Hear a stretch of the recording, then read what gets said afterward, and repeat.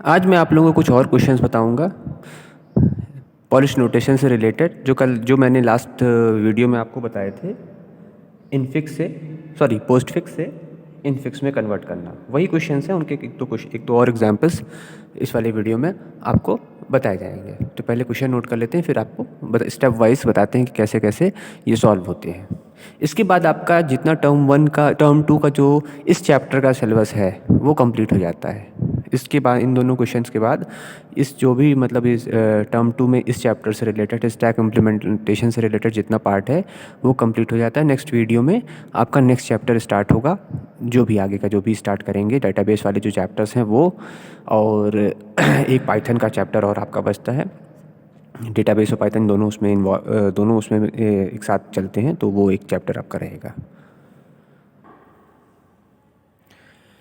ये आपका next question है। तो इसमें आप देख रहे हैं जैसे कि नंबर्स लिखे हुए हैं, फिर अल्फ़ाबेट, फिर उसके बाद ऑपरेटर्स लगे हुए हैं। ठीक है, मतलब नंबर्स के बीच में ऑपरेटर नहीं है। ये पोस्टफिक्स के फॉर्म में है, इसको हमको इनफिक्स के फॉर्म में लाते हुए इसको इनफिक्स के फॉर्म में भी लाना है, उसको सॉल्व भी करना है, दोनों काम करने हैं। ठीक है, पोस्टफिक्स के फॉर्म में इसलिए है कि यहाँ पर देखिए, यहाँ पर दो आपके ऑपरेंड के बाद ऑपरेटर है, यहाँ पर फिर दो ऑपरेंड के बाद दो ऑपरेटर है, मतलब ऑपरेंड पहले हैं ऑपरेटर बाद में है, तो इसलिए ये पोस्टफिक्स में है। अगर ये ऑपरेटर्स जो होते हैं वो बीच बीच में होते तो ये इनफिक्स में होता। तो हमको इसको इनफिक्स में कन्वर्ट करना है, और इनफिक्स में कन्वर्ट करने के बाद इसको सॉल्व करना है। मतलब कन्वर्ट भी करते चलेंगे, सॉल्व भी करते चलेंगे, जैसे पहले वाले वीडियो में बताया था वैसा ही है। बस ये तो एक समझ लीजिए रिवीजन के लिए आपको करा रहे हैं, जिससे कि थोड़ा सा ये वाला चैप्टर थोड़ा सा आप लोग का और रिवाइज हो जाए, जिससे कि ये क्वेश्चन अगर एग्जाम में आते हैं तो कहीं से भी गलत होने के चांस ना हो। ठीक है, क्वेश्चन एग्जाम में आने के चांसेस हैं पूरे, क्योंकि अब तो वैसे भी टर्म वाइज सिलेबस हो गया है, तो प्रोबेबिलिटी बढ़ जाती है, क्योंकि फिक्स चैप्टर्स हैं तो इसलिए प्रोबेबिलिटी बढ़ जाती है कि वो हर चैप्टर से मैक्सिमम पार्ट कवर करने की। ठीक है, तो इसको सॉल्व करना शुरू करते हैं। तो वैसे ही जैसे किया था पहले, यहाँ पर होगा हमारे स्टेप होंगे। ठीक है, नेक्स्ट आपका आएगा सिंबल स्कैंड, उसके बाद आएगा स्टैक। ठीक है, यहाँ पर स्टैक की हम फिगर भी बनाते चलेंगे। तो पहला फर्स्ट स्टेप में हम यहाँ पर 10 को लेकर आएंगे। पहला नंबर हमारा 10 है, तो 10 को स्कैन करेंगे और 10 यहाँ स्टैक में चला आएगा। यहाँ पर स्टैक को भी ड्रॉ कर लेते हैं, जिससे कि स्टैक भी आपको समझ में आती रहे कि स्टैक में क्या कहानी चल रही है। ठीक है, स्टैक भी देखना ज़रूरी है, क्योंकि स्टैक में क्या वैल्यू आ रही है वो भी आपको पता होना चाहिए।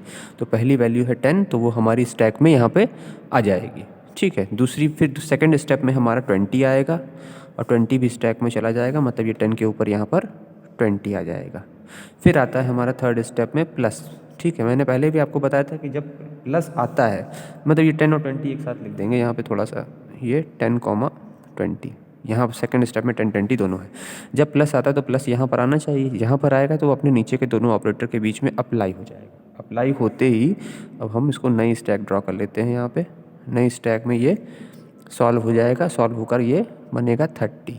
ठीक है, तो अब यहाँ पर हमारी जो वैल्यू आएगी वो हो जाएगी 30। तो यहाँ तक हम पहुँच चुके हैं। अब हमको फोर्थ स्टेप में यहाँ पर हमको 25 हम स्कैन करेंगे, तो ये आ गया 30 और इसके ऊपर 25, तो 30 इसके ऊपर यहाँ पे 25। स्टैक में वो वैल्यू आती जाएगी, जो भी वैल्यू हम यू कर रहे हैं वो स्टैक में आती जाएगी। तो यहाँ पर ये 30 सबसे नीचे है, उसके ऊपर 25 है, क्योंकि अब इसके बाद फिर नंबर है हमारे पास। तो फिफ्थ स्टेप में यहाँ पर हम लिखेंगे 15 को, और वो जो 30, 25 और 15, तो ये यहाँ पर 15 ये सबसे ऊपर आ जाएगा, क्योंकि स्टैक है तो इसमें जो भी लास्ट एलिमेंट आता है वही सबसे ऊपर होता है। ये तो खैर आप लोगों को स्टार्टिंग से पता ही है, तो इस वजह से ऐसा होता है।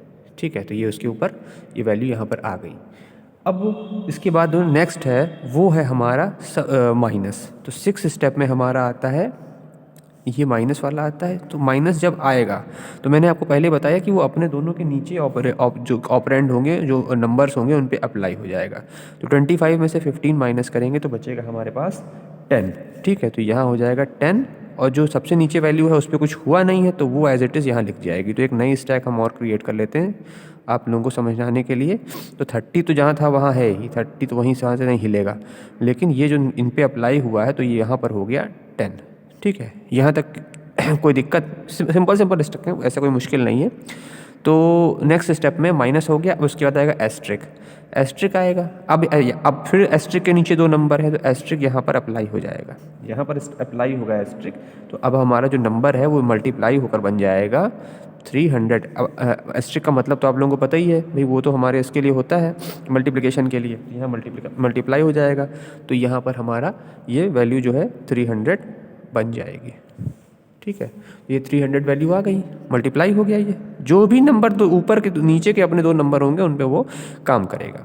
ठीक है, अभी ऊपर खाली है, यहाँ सब जगह खाली है, कोई उसमें वैल्यू है ही नहीं। अब नेक्स्ट एस्ट्रिक के बाद बचता है 30, सॉरी यहाँ ये है हमारा स्टेप नंबर 8, स्टेप नंबर 8 है ये। स्टेप नंबर 8 में अब हमारी वैल्यू आती है स्कैन वाली 30 आएगी। तो ये हो गया हमारा 300,30। ठीक है, तो 30 हमारा यहाँ पर आ जाएगा। अभी तो कुछ है होना नहीं है क्योंकि नंबर ही है। लास्ट हमारा बन रहा है स्लैश, तो जो स्टेप 9 में हमारा स्लैश बचेगा, स्लैश आएगा, उसके नीचे 2 ही नंबर हैं, दोनों नंबर पे अप्लाई हो जाएगा और ये डिवाइड होने के बाद वैल्यू आ जाएगी 10। बस अब इसके आगे कहानी हमारी ख़त्म है, क्योंकि इसके आगे ना हमारे पास नंबर है और ना ही सिंबल है। तो यही हमारा हो जाएगा रिज़ल्ट। ठीक है, तो वैसे ही है, कोई मुश्किल नहीं है, सेम जैसे बताया था पहले वीडियो में, इससे पहले वीडियो में जो बताया था तो एग्जैक्टली वैसा ही है, कुछ ऐसा मुश्किल नहीं है। तो इस अगर पहला वीडियो आपने ना देखा हो तो उसे आप देख लें, उसके बाद ही आपको ये समझ में आएगा कि कैसे क्वेश्चन हो रहा है। उसमें भी क्वेश्चन ही कराया था, और इसमें भी वही क्वेश्चन सेम करा रहे हैं। तो क्योंकि थोड़ा सा प्रैक्टिस के लिए करा रहे हैं जिससे कि समझ में आ जाए। तो ये आपका एक्सप्रेशन है जो कि पोस्ट फिक्स के फॉर्म में है। कैसे पता चलता है पोस्ट फिक्स फॉर्म में है? क्योंकि नंबर लगातार नंबर है, उसके बाद ऑपरेटर है, फिर लगातार नंबर है, फिर ऑपरेटर है। तो इससे आपको समझ सकते हैं कि ये पोस्ट फिक्स है। इसको हमको इनफिक्स के फॉर्म में लाना, मतलब ये इस जो ऑपरेटर्स हैं उनको बीच नंबर्स के बीच में अप्लाई करना है। अप्लाई करने के बाद उसका वैल्यू भी निकालनी है। तो बारी बारी से हमने स्कैन करना शुरू किया। ठीक है, तो सबसे पहले 10 को लिया, 10 स्टैक में आ गया, 20 को लिया, 20 भी स्टैक में आ गया। उसके बाद हमारा प्लस आता है, जैसे प्लस आया तो वो 10 और 20 के बीच में अप्लाई हो गया और उसने नया नंबर जनरेट कर दिया 30। फिर इसी तरीके से हर बार नंबर आते गए, ऑपरेटर आते गए, जो भी ऑपरेटर आया वो अपने नीचे के दोनों नंबर्स पे अप्लाई हो गया और उसके बाद जो भी उसकी वैल्यू आई वो स्टोर हो गई स्टैक में, और लास्ट में अंत में हमारे पास ये आंसर आ गया। तो ये मतलब सिंपल सा तरीका है, कोई बहुत मुश्किल नहीं है। इजीली आप समझ सकते हो कि ये किस तरीके से हो रहा है। तो ये इजी है, बहुत ज़्यादा डिफिकल्ट नहीं होता, आराम से समझ में आ जाता है। ठीक है, एक और क्वेश्चन कराते हैं, उसके बाद ये इस चैप्टर को यहीं पर एंड कर देंगे। और आप लोग साथ ही में इसको नोट भी कर लें अपनी फेयर कॉपी में, क्योंकि मतलब इससे आपके नोट्स भी रेडी रहेंगे। जब भी कभी और उठाकर रिवाइज करना होगा तो आप लोग इजीली समझ सकते हैं।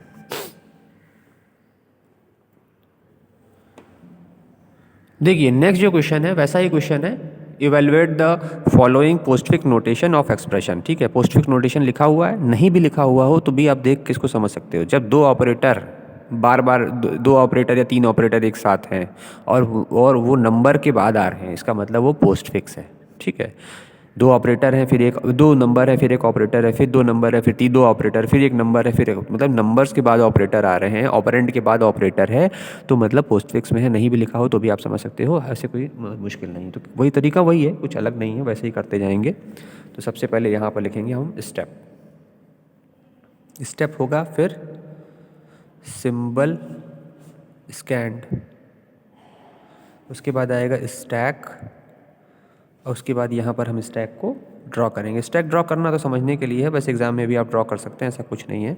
उससे ज़्यादा क्लियरिटी आती है कि हाँ मतलब कॉन्सेप्ट बच्चे को क्लियर है। अगर आप इसको ड्रॉ करोगे तो चेक करने वाला भी ये समझेगा कि हाँ हम बच्चे को पूरा कॉन्सेप्ट क्लियर है, बिल्कुल उसको चीज़ समझ में आ रही है, ऐसे अंदाजे से या चीटिंग करके नहीं किया गया। तो फर्स्ट स्टेप में हमारा कुछ नहीं होगा, पहले जैसे होता था 20 जो है वो हमारा स्कैन होगा और स्टैक में चला जाएगा। तो 20 हमारा यहाँ पर आ जाएगा। ठीक है, स्टैक में सबसे पहला एलिमेंट आ गया 20। फिर सेकंड स्टेप में नंबर ही है तो वो नंबर है 10 आ जाएगा। तो यहाँ हो गया 20, 10, सबसे नीचे 20, उसके ऊपर 10 आ गया। ठीक है, थर्ड स्टेप में क्या हो रहा है? थर्ड स्टेप में आ रहा है प्लस। तो जैसे इसका बिहेवियर होता है कि वो अपने नीचे के दोनों ऑपरेंट्स पे, मतलब अपने नंबर पे अप्लाई हो जाएगा। अप्लाई हो गया तो ये बन गया 30 बन गया। तो एक और स्टैक ड्रॉ कर लेते हैं क्योंकि अब तो वैल्यू चेंज हो गई। तो यहाँ पर आ गई, सबसे नीचे वैल्यू आ गई 30, वो सॉल्व हो गया। ठीक है, उसके बाद फोर्थ स्टेप में हमारे पास जो नंबर आ रहा है वो है 5 यहाँ आएगा। तो ये हो गया 30,5, तो ये 5 इसके ऊपर आ जाएगा।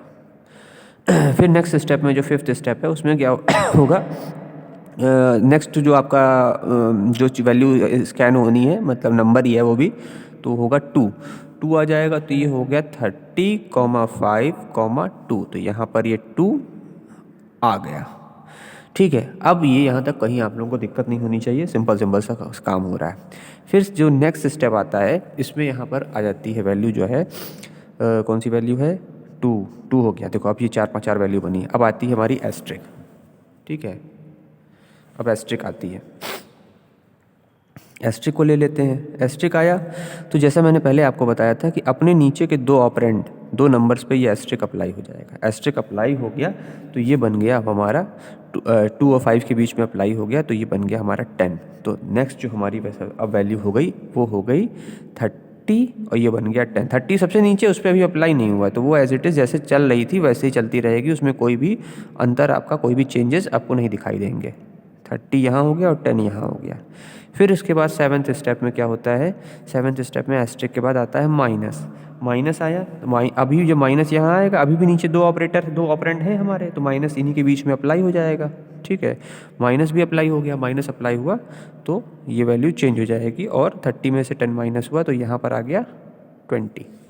ठीक है, 20 आ गया, तो ये यहाँ पर भी 20 हम लिख देंगे। अब उसके बाद सिर्फ एक और नंबर हमारे पास बचता है, एक और ऑपरेटर बचता है। एक और नंबर है तो 8th स्टेप में ये नंबर हमारा जो है 10 यहाँ पे आएगा, तो ये हो गया 20,10। 20 सबसे नीचे और 10 उसके ऊपर। ठीक, उसके बाद लास्ट में, सबसे लास्ट में जो बचता है, एक स्लैश बच रहा है, स्लैश को लेकर आएंगे, स्लैश इन दोनों के बीच में अप्लाई होगा और यहाँ पर हमारी कहानी ख़त्म हो जाएगी और ये डिवाइड होकर बन जाएगा। स्लैश मतलब डिवीज़न के लिए होता है, तो हमारा आंसर आ जाएगा 2। ठीक है, तो वैसे ही जैसे पहले क्वेश्चन कराया था सेम वैसा ही है, कुछ भी अलग नहीं है। तो उसमें ये डिवाइड होकर वैल्यू आपकी 2 आ गई। एक बार फिर से इसको समझ लीजिए। समझने के लिए वैसे तो आप लोगों को समझ में आ ही गया होगा, इतना मुश्किल नहीं है, ईजी सा है, ज़्यादा दिक्कत नहीं इसमें होती है। तो इसमें क्या है, ये हमारा एक्सप्रेशन दिया हुआ है, इसमें कुछ जो ये पोस्ट फिक्स के फॉर्म में है, नहीं भी पोस्ट फिक्स के फॉर्म में है तो इसको देख के समझ में आ जाता है कि पोस्ट फिक्स में है या नहीं। ठीक है, तो यहाँ पर ये नंबर्स दिए हुए हैं 20, 10, फिर प्लस है, फिर 5 है, 2 है। देखो 52 नहीं है ये, इसलिए मैंने थोड़े इसमें डिस्टेंस क्रिएट कर दी है। 52 नहीं है, 5 है। जहाँ 10 और 20 लिखा है उसको देख के, और 5 और 2 में के बीच में गैपिंग है, तो ये 5 है, फिर 2 है, फिर एस्ट्रिक है, फिर माइनस है, फिर 10 है और फिर स्लैश आता है। ठीक है, फिर उसी तरीके से इसको हम ये तीन रोज, 3 कॉलम क्रिएट करते हैं, स्टेप का, सिंबल स्कैंड का और स्टैक का, और साथ में ही स्टैक को बनाते भी चलते हैं जिससे कि समझने में आसानी हो। मैंने पहले भी बताया था कि मैथमेटिकल है, थोड़ा सा अलग तरह की मैथमेटिक्स है, लेकिन ईजी नहीं है, बहुत मतलब डिफ़िकल्ट नहीं है, बहुत ईजी है। आप इजीली इसको समझ सकते हो कि यहाँ पर क्या हो रहा है। तो फर्स्ट स्टेप में हमारा 20 आता है, 20 स्टैक में चला जाता है। सेकंड स्टेप में हमारा 10 आता है, तो 10 भी हमारा स्टैक में चला जाता है। 20 के ऊपर जाएगा क्योंकि स्टैक है, तो सबसे पहली जो चीज़ आई है वो सबसे नीचे होगी और सबसे लास्ट में जो आएगी वो सबसे ऊपर होगी। ठीक है, जैसे वही प्लेट वाला सिस्टम है, शादी ब्याह में जो प्लेट्स होती हैं वही तो स्टैक होता है, उसको स्टैक ऑफ प्लेट्स कहते हैं। तो वही सिस्टम है, सबसे पहली जो प्लेट रखी जाती है वो सबसे लास्ट में, सबसे नीचे चली जाती है और सबसे लास्ट में वही प्लेट उठेगी। अगर 100 प्लेटें एक साथ रख दी गई हैं तो सबसे लास्ट में जो रखी गई है वो सबसे पहले उठेगी और सबसे पहले जो रखी गई थी वो सबसे लास्ट में उठाई जाएगी। इसीलिए इसको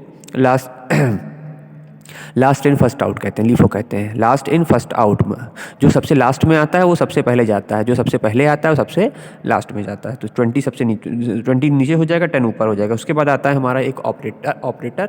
तो वो ऑपरेटर जो आएगा वो अपने नीचे के दोनों नंबर्स के बीच पे अप्लाई होगा, तो वो 10 और 20 के बीच में अप्लाई होगा, तो उससे उसको 30 बना देगा। ठीक है, 30 वो बन गया। फिर सबसे लास्ट में हमारे पास 30 हो गया। उसके बाद इसी तरह से नंबर आते जाते हैं और हमेशा अगर 3 नंबर भी स्टैक में एक साथ दिखाई दे रहे हैं आपको, जैसे यहाँ पर 2, 5 और 30 एक साथ दिखाई दे रहे हैं, तो ये जब नेक्स्ट ऑपरेटर आएगा तो वो अपने नीचे के दोनों नंबर पे ही अप्लाई होगा। अपने नीचे के दोनों, सबसे नीचे के नंबर पे नहीं अप्लाई होगा, अपने नीचे के दोनों नंबर्स पे अप्लाई होगा।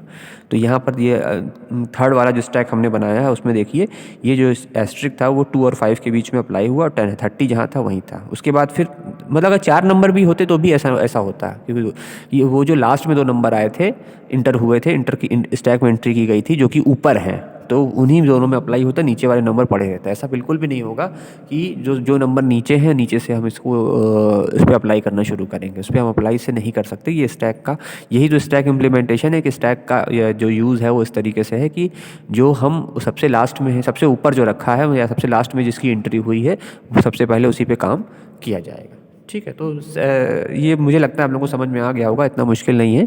तो इसे आप लोग प्रैक्टिस करें और इस तरह के क्वेश्चन और भी अगर और भी आपको आप सेंड कर देंगे, जैसे ही आप लोग उससे देखना चाहें, करना चाहें। और बहुत मुश्किल नहीं है। और इसी के साथ ये वाला जो आपका चैप्टर वाला पार्ट है, जो मतलब आपका स्टैक इम्प्लीमेंटेशन वाला था, प्रोग्रामिंग वाला पार्ट भी मैंने पहले बता ही दिया था। तो यहाँ पर ये आपका एंड होता है। तो अब नेक्स्ट वीडियो में आपको, जब भी नेक्स्ट वीडियो आपका आएगा तो उसमें आपको नए चैप्टर का स्टार्ट करेंगे, जो भी मतलब जितने भी जो बचे हुए आपके चैप्टर्स हैं और उनको स्टार्ट करेंगे। Okay, thank you.